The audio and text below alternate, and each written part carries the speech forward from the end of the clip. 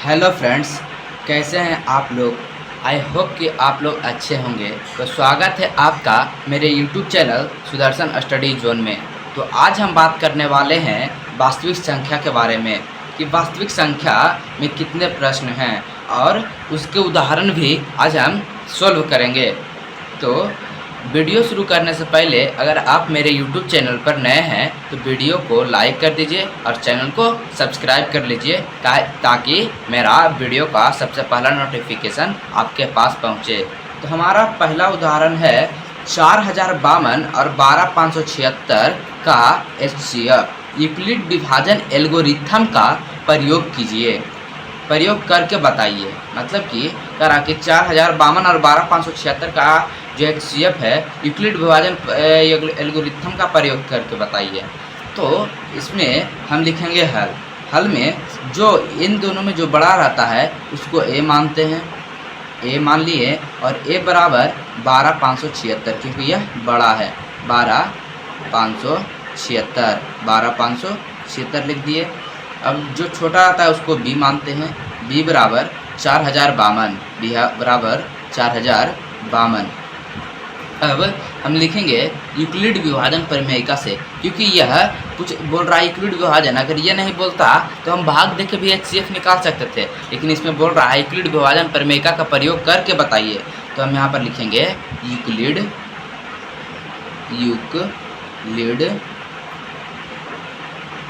विभाजन प्रमेयिका से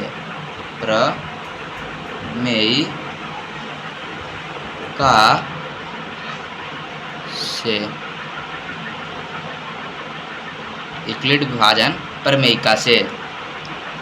चरण 1 में हम क्या लिखेंगे, और यूक्लिड विभाजन प्रमेयिका क्या होता है, A बराबर BQ प्लस R, A बराबर BQ प्लस R, A बराबर BQ प्लस R से। चरण 1 में हमारा हो जाएगा चरण 1 में हमारा क्या होगा कि चरण 1 में हम लिखेंगे कि 12576, क्योंकि A बराबर BQ प्लस R, इस सूत्र पर चलना है। इस सूत्र को हमेशा याद रखेगा, ये ऑब्जेक्टिव क्वेश्चन में भी पूछता है। इस सूत्र पर चलेंगे तो A बराबर BQ प्लस R है, तो A बराबर यहाँ पर हम 12576 माने हैं, तो यहाँ पर लिखेंगे 12576 बराबर का चिन्ह है, बराबर दे देंगे। B 4052 माने हैं, 4052। अब यहाँ पर आया Q, तो यहाँ पर Q गुना होगा, तो Q यहाँ पर तो Q नहीं आ रहा है, तो आपको लग रहा होगा Q कौन होगा, तो Q इसमें हम भाग देंगे।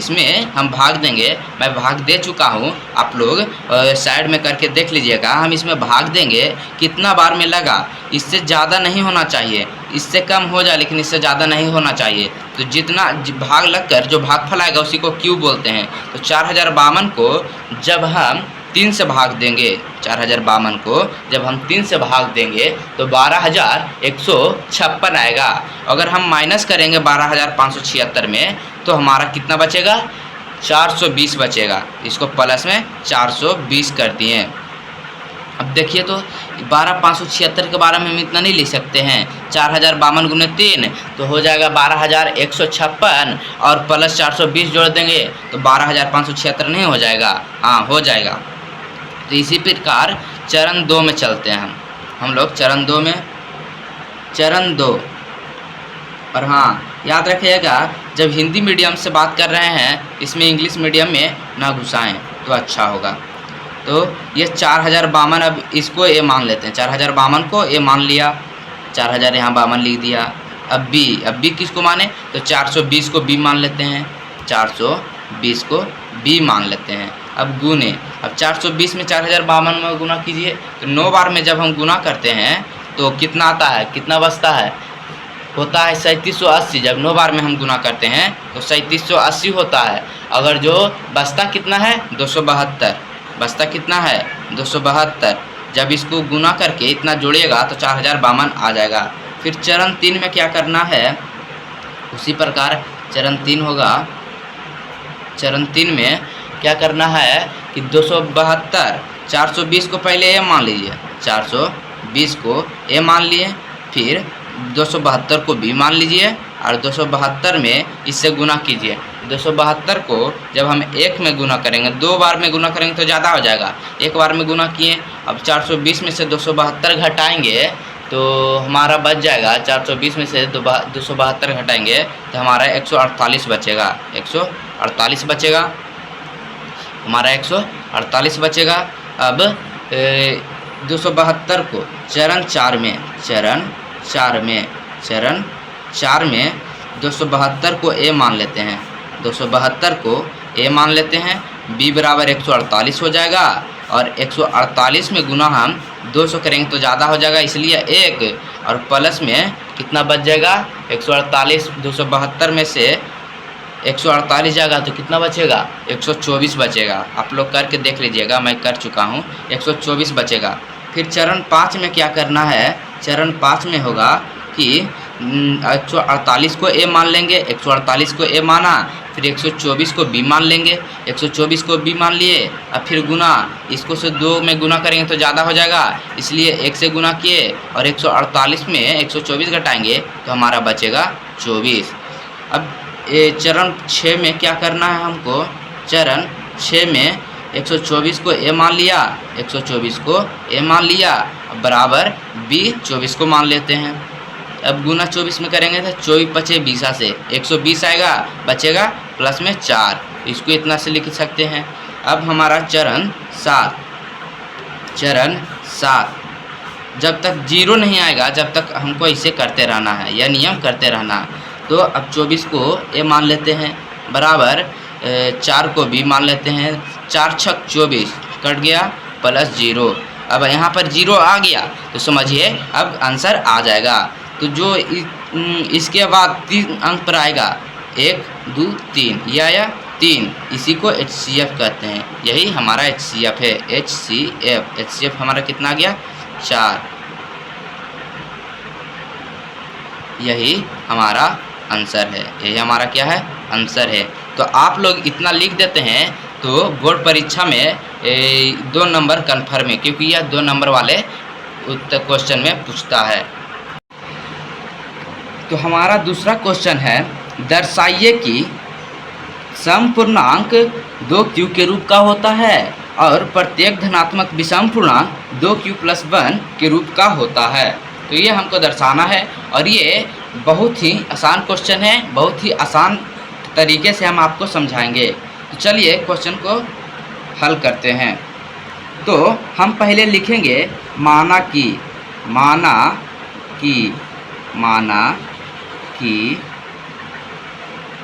कोई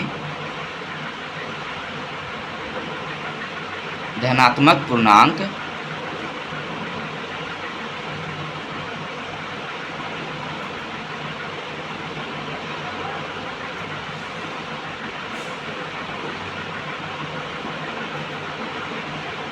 ए है, माना कि कोई धनात्मक पूर्णांक ए है, चलिए मान लिए। तो b बराबर क्या हो जाएगा, तो b बराबर देखिए, b बराबर देखिए यहाँ पर 2q है या 2q + 1। अगर हम बात करते हैं ए बराबर bq + r की, तो bq 2q, यहाँ पर भी 2q + 1, 2q + r है, मतलब कि ये सब r का मान है, इधर r का मान होगा, तो ये q के बगल में b होता है, इसलिए b 2 को मानेंगे, r का संभावित मान, r क्या क्या हो सकता है, r का मान हो सकता है, देखिए 2 है, 2 नहीं होगा, 2 से कम होगा, r का जब भी मान आएगा तो 2 नहीं होगा, 2 से कम आएगा। तो r का संभावित मान, r का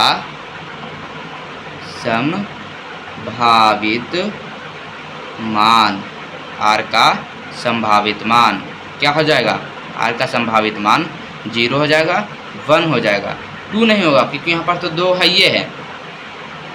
तो यूक्लिड विभाजन प्रमेयिका से अब हम लिखेंगे यूक्लिड विभाजन प्रमेयिका से, यूक्लिड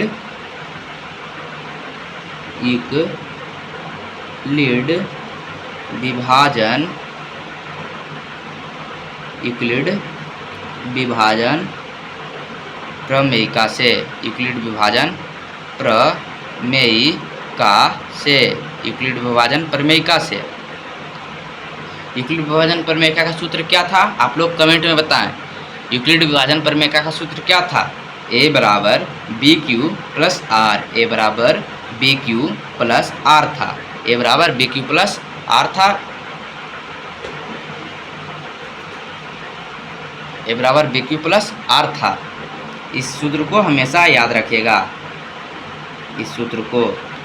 तो अब हम देखते हैं, तो यदि r बराबर एक रख, पहले हम जीरो है, r बराबर पहले r का समाविष्टांक जीरो है और 1 है, पहले हम जीरो को रख के देखते हैं। यदि r बराबर जीरो रखते हैं, रखने पर, r बराबर जीरो रखने पर, r बराबर जीरो रखते हैं तो a तो हम धनात्मक पूर्णांक माने हैं, a बराबर a हो जाएगा, a बराबर b 2 माने हैं, चलिए 2 हो जाएगा, q रहने दिए, प्लस r का मान कितना मारे हैं 0, a बराबर क्या हो जाएगा 2q हो जाएगा, r बराबर क्या हो जाएगा 2q हो जाएगा।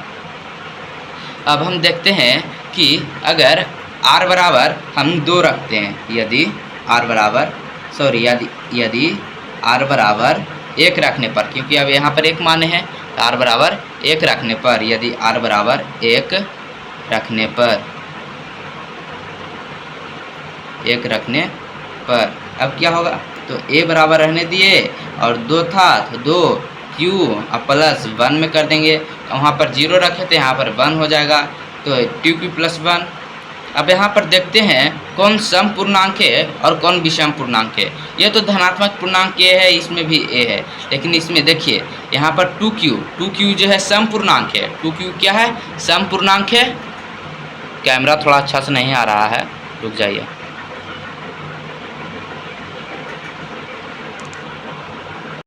अब कैमरा बढ़िया से आ रहा है, आप लोग कमेंट करके बता दीजिए।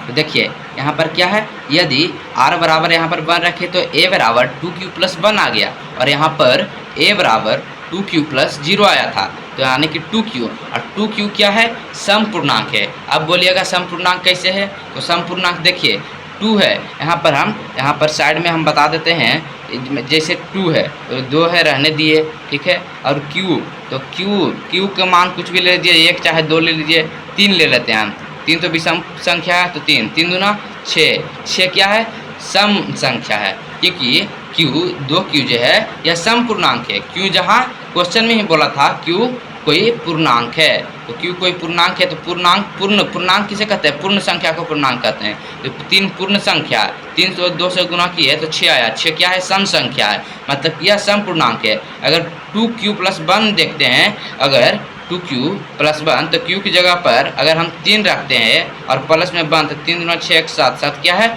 विषम संख्या है, मतलब यह विषम पूर्णांक है। तो चूँकि 2q हम यहाँ पर लिखेंगे 2q सम पूर्णांक के रूप में हो सकता है, 2q सम पूर्णांक के रूप में हो सकता है, सम पूर्णांक 2q सम पूर्णांक के रूप में हो सकता है, 2q सम पूर्णांक के रूप में हो सकता है, और 2q प्लस 1 विषम पूर्णांक के रूप में होता है, और तथा विषम पूर्णांक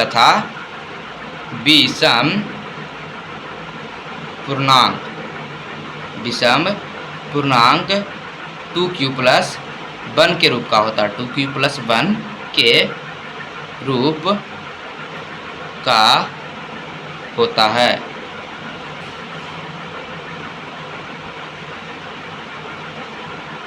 यह था हमारा उदाहरण नंबर 2। तो ये आपको समझ आया है तो कमेंट, वीडियो को अगर लाइक नहीं किए हैं तो वीडियो को लाइक ज़रूर कर दे, और चैनल पर नए हैं तो चैनल को सब्सक्राइब कर दीजिए, ताकि मेरा पहला नोटिफिकेशन आपके पास पहुंचे। तो चलिए अब हम दूसरा क्वेश्चन देखते हैं। तो हमारा उदाहरण नंबर 3 कहता है, दर्शाइए कि एक धनात्मक विषम पूर्णांक 4q प्लस 1 या 4q प्लस 3 के रूप का होता है। तो इसको भी हम आसानी के साथ सॉल्व करेंगे। तो हम हल लिखे हैं, हल में हम क्या लिखेंगे कि माना कि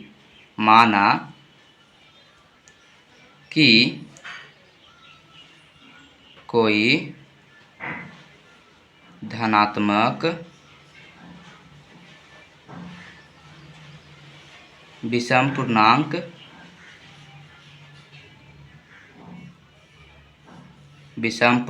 क्या है, a है। माना कि कोई धनात्मक विषम पूर्णांक a है, तो b बराबर भी हम मान लेंगे उसी तरह जैसे हम इसके पहले क्वेश्चन में करेंगे। दोनों सेम क्वेश्चन है, लगभग सेम क्वेश्चन है। तो b बराबर हो जाएगा 4। r का संभावित मान क्या है, r का संभावित मान क्या हो जाएगा, r का इसमें संभावित मान 0 हो जाएगा। 4 से नीचे ही होगा, लेकिन 4 से ज़्यादा नहीं होगा, 4 भी नहीं होगा, 4 से नीचे होगा। 0 1 2 3, 4 नहीं होगा, 4 नहीं होगा। तो हम फिर लिखेंगे यूक्लिड विभाजन प्रमेयिका से, यूक्लिड विभाजन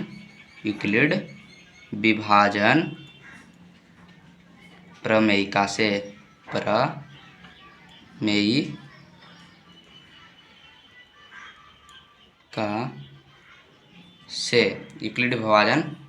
से, यूक्लिड विभाजन प्रमेयिका से हो जाएगा, यूक्लिड विभाजन प्रमेयिका से a बराबर b q plus r, a बराबर b q plus r, a बराबर बी क्यू प्लस आर। तो यदि हम हम पहले 0 मान के देखते हैं।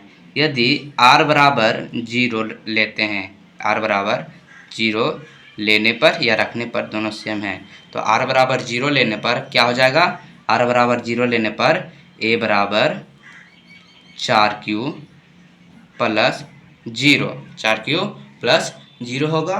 और r बराबर 2 रखने, r बराबर 1 लेने पर, क्या होगा, लेने पर r बराबर 1 लेने पर होगा, r बराबर 1 लेने पर हो जाएगा a बराबर 4q प्लस 1, r बराबर 4q प्लस 1 हो जाएगा। तो हम आगे देखते हैं। यदि हम r बराबर 2 लेते हैं, अभी 2 लेने पर उसी प्रकार a बराबर 4q प्लस 2 हो जाएगा। फिर उसी प्रकार r बराबर 3 लेने पर हो जाएगा a बराबर 4q प्लस 3, क्योंकि यहाँ पर 3 ही तक है, इसलिए r बराबर 3 लेने पर होगा 4q प्लस 3। अब इसमें 4q समपूर्णांक है, 4q प्लस 1 ये भी समपूर्णांक है। अब 4q प्लस 2 समपूर्णांक है, 4q प्लस 3 विषम पूर्णांक है। तो ये तो मैंने आपको इसके जो पिछला क्वेश्चन किए थे उसमें बता दिया था कि कैसे चेक करेंगे, तो आप लोग चेक कर लेंगे। तो इसमें विषम पूर्णांक कौन कौन है, 4q प्लस 1 है और 4q प्लस 3 है, और 4q और 4q प्लस 2 समपूर्णांक है। इसमें क्या पूछ रहा है, दर्शाइए कि कोई धनात्मक विषम पूर्णांक 4q प्लस 1 या 4q प्लस 3 के रूप का होता है। तो हम लिखेंगे अतः कोई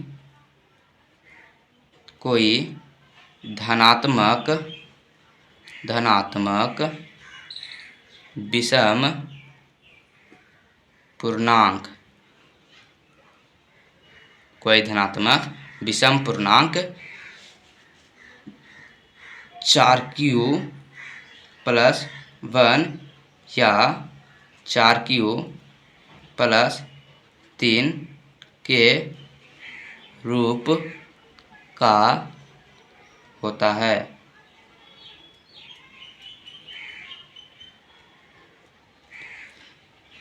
तो ये था हमारा क्वेश्चन नंबर 3। तो अब हम उदाहरण नंबर, ये 3 था, अब उदाहरण नंबर 4 देखेंगे। तो हमारा उदाहरण नंबर 4 कहता है और लास्ट क्वेश्चन है कि एक मिठाई विक्रेता के पास 420 काजू की बर्फियां हैं और 130 बादाम की बर्फियां हैं। वह इनकी ऐसी ढेरियां बनाना चाहता है कि प्रत्येक ढेरी में बर्फियों की संख्या समान रहे तथा न्यूनतम स्थान घेरे। प्रत्येक ढेरी में बर्फियों की संख्या कितनी होगी, आप लोग को बताना है कि प्रत्येक ढेरी में बर्फियों की संख्या कितनी होगी। तो इसका भी हम आसानी से हल निकाल लेंगे। तो इसका कुछ करना नहीं हैगा, बस जब भी न्यूनतम आ जाए तो आपका उसका HCF निकाल लेना है। क्या निकाल लेना है? HCF निकाल लेना है। तो इसमें हम HCF भाग विधि से भी निकाल सकते हैं, क्योंकि क्वेश्चन में नहीं बोला है कि आप यूक्लिड विभाजन प्रमेय का प्रयोग करके बताइए। तो हम फिर भी या यूक्लिड विभाजन प्रमेय का वास्तविक संख्या पढ़ रहे हैं, तो यूक्लिड विभाजन प्रमेय का सही निकाल लेते हैं, आसानी भी होगा। तो हल में हम क्या लिखेंगे कि यूक्लिड विभाजन प्रमेयिका से a बराबर क्या हो जाएगा? 420 हो जाएगा, आप लोग तो जानते ही होंगे। a बराबर 420 हो जाएगा। b बराबर क्या हो जाएगा? 130 हो जाएगा। तो यूक्लिड विभाजन प्रमेयिका से यूक्लिड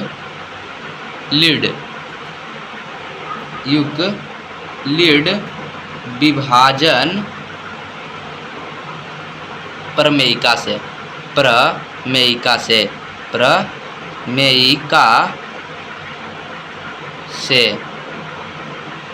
यूक्लिड विभाजन प्रमेयिका से हो जाएगा a बराबर BQ प्लस R, a बराबर BQ प्लस R। तो चरण 1 में क्या होगा? देखिए चरण 1 हम यहाँ पर लिखते हैं।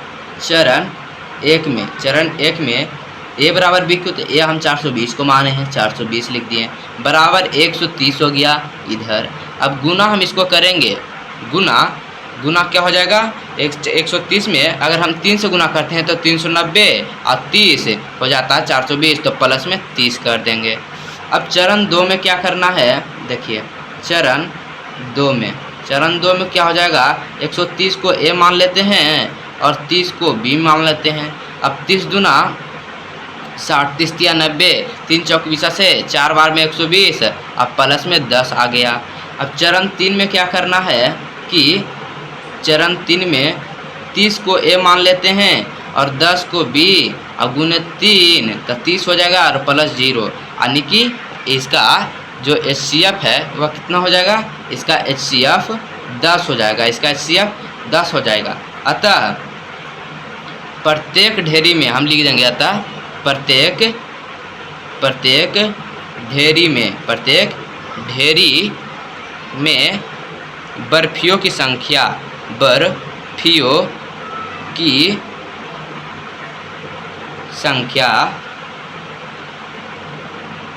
10 होगी। क्या होगी? 10 होगी। तो ये हमारा क्वेश्चन नंबर 4 यानी कि उदाहरण नंबर 4 भी वास्तविक संख्या का ख़त्म हो गया।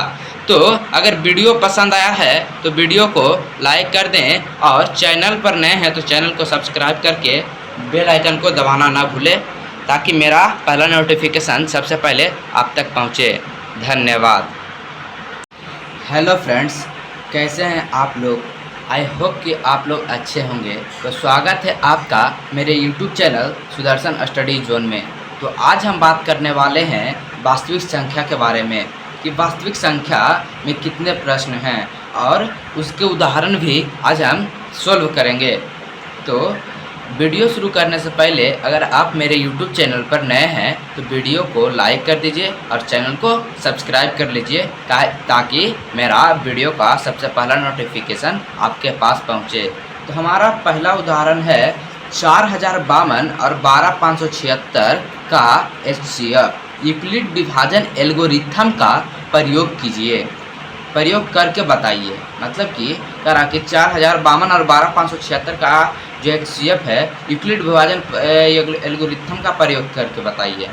तो इसमें हम लिखेंगे हल में जो इन दोनों में जो बड़ा रहता है उसको a मानते हैं, a मान लिए, और a बराबर 12576, क्योंकि यह बड़ा है। 12576 लिख दिए। अब जो छोटा आता है उसको b मानते हैं, b बराबर 4052, b बराबर 4052। अब हम लिखेंगे यूक्लिड विभाजन प्रमेयिका से, क्योंकि यह कुछ बोल रहा है यूक्लिड विभाजन। अगर यह नहीं बोलता तो हम भाग देख के भी HCF निकाल सकते थे, लेकिन इसमें बोल रहा है यूक्लिड विभाजन प्रमेयिका का प्रयोग करके बताइए। तो हम यहाँ पर लिखेंगे यूक्लिड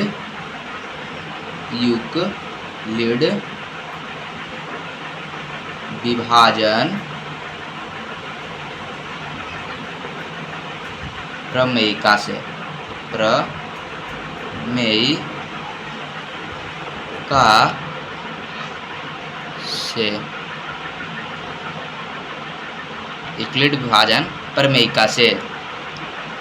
चरण 1 में हम क्या लिखेंगे, और यूक्लिड विभाजन प्रमेयिका क्या होता है, ए बराबर बी क्यू प्लस आर, ए बराबर बी क्यू प्लस आर, ए बराबर बी क्यू प्लस आर से, बी क्यू प्लस आर से। चरण 1 में हमारा हो जाएगा, चरण 1 में हमारा क्या होगा कि चरण 1 में हम लिखेंगे कि 12576, क्योंकि ए बराबर बी क्यू प्लस आर, इस सूत्र पर चलना है। इस सूत्र को हमेशा याद रखेगा, ये ऑब्जेक्टिव क्वेश्चन में भी पूछता है। इस सूत्र पर चलेंगे तो ए बराबर बी क्यू प्लस आर है, तो ए बराबर यहाँ पर हम 12576 माने हैं, तो यहाँ पर लिखेंगे 12576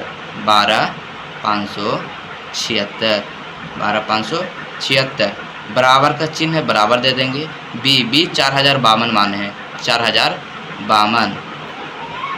अब यहाँ पर आया Q, तो यहाँ पर Q गुना होगा, तो Q यहाँ पर तो Q नहीं आ रहा है, तो आपको लग रहा होगा Q कौन होगा, Q कौन होगा, तो Q इसमें हम भाग देंगे, इसमें हम भाग देंगे। मैं भाग दे चुका हूँ, आप लोग साइड में करके देख लीजिएगा। हम इसमें भाग देंगे, कितना बार में लगा, इससे ज़्यादा नहीं होना चाहिए, इससे कम हो जाए लेकिन इससे ज़्यादा नहीं होना चाहिए। तो जितना भाग लगकर जो भागफल आएगा उसी को Q बोलते हैं। तो 4052 को जब हम 3 से भाग देंगे, 4052 को जब हम 3 से भाग देंगे तो 12156 आएगा। अगर हम माइनस करेंगे 12576 में तो हमारा कितना बचेगा, 420 बचेगा। इसको प्लस में 420 करती हैं। अब देखिए तो 12576 के बारे में हम इतना नहीं लिख सकते हैं, 4052 गुने 3 तो हो जाएगा 12156, और प्लस 420 जोड़ देंगे तो 12576 नहीं हो जाएगा, हाँ हो जाएगा। तो इसी प्रकार चरण 2 में चलते हैं हम लोग चरण 2 में, चरण 2। और हाँ याद रखिएगा, जब हिंदी मीडियम से बात कर रहे हैं इसमें इंग्लिश मीडियम में ना घुसाएं तो अच्छा होगा। तो ये 4052, अब इसको ए मान लेते हैं, 4052 को ए मान लिया, 4000 यहाँ 52 लिख दिया। अब बी किसको माने, तो 420 को बी मान लेते हैं, 420 को बी मान लेते हैं। अब गुने, अब 420 में 4052 में गुना कीजिए, तो 9 बार में जब हम गुना करते हैं तो कितना आता है, कितना बचता है, होता है 3780। जब 9 बार में हम गुना करते हैं तो 3780 होता है। अगर जो बचता कितना है, 272, बचता कितना है, 272। जब इसको गुना करके इतना जोड़िएगा तो 4052 आ जाएगा। फिर चरण 3 में क्या करना है, उसी प्रकार चरण 3 होगा। चरण 3 में क्या करना है कि 272, 420 को पहले ए मान लीजिए, 420 को ए मान लिए, फिर 272 को बी मान लीजिए, और 272 में इससे गुना कीजिए। 272 को जब हम 1 में गुना करेंगे, 2 बार में गुना करेंगे तो ज़्यादा हो जाएगा, 1 बार में गुना किए। अब 420 में से 272 घटाएंगे तो हमारा बच जाएगा, 420 में से 272 घटाएंगे तो हमारा 148 बचेगा, 148 बचेगा, हमारा 148 बचेगा। अब 272 को चरण 4 में, चरण 4 में 272 को ए मान लेते हैं, 272 को ए मान लेते हैं। बी बराबर 148 हो जाएगा, और 148 में गुना हम 200 करेंगे तो ज़्यादा हो जाएगा, इसलिए 1, और प्लस में कितना बच जाएगा, 148, 272 में से 148 जाएगा तो कितना बचेगा, 124 बचेगा। आप लोग करके देख लीजिएगा, मैं कर चुका हूँ, 124 बचेगा। फिर चरण 5 में क्या करना है, चरण 5 में होगा कि 148 को ए मान लेंगे, 148 को ए माना, फिर 124 को बी मान लेंगे, 124 को बी मान लिए, अब फिर गुना, इसको से 2 में गुना करेंगे तो ज़्यादा हो जाएगा, इसलिए 1 से गुना किए, और 148 में 124 घटाएंगे तो हमारा बचेगा 24। अब चरण 6 में क्या करना है हमको, चरण 6 में 124 को ए मान लिया, 124 को ए मान लिया, बराबर बी 24 को मान लेते हैं। अब गुना 24 में करेंगे तो 24 बचे 20 से 120 आएगा, बचेगा प्लस में 4, इसको इतना से लिख सकते हैं। अब हमारा चरण 7, जब तक 0 नहीं आएगा जब तक हमको इसे करते रहना है, यह नियम करते रहना। तो तो अब 24 को ए मान लेते हैं बराबर 4 को बी मान लेते हैं। 4 छक 24 कट गया प्लस 0।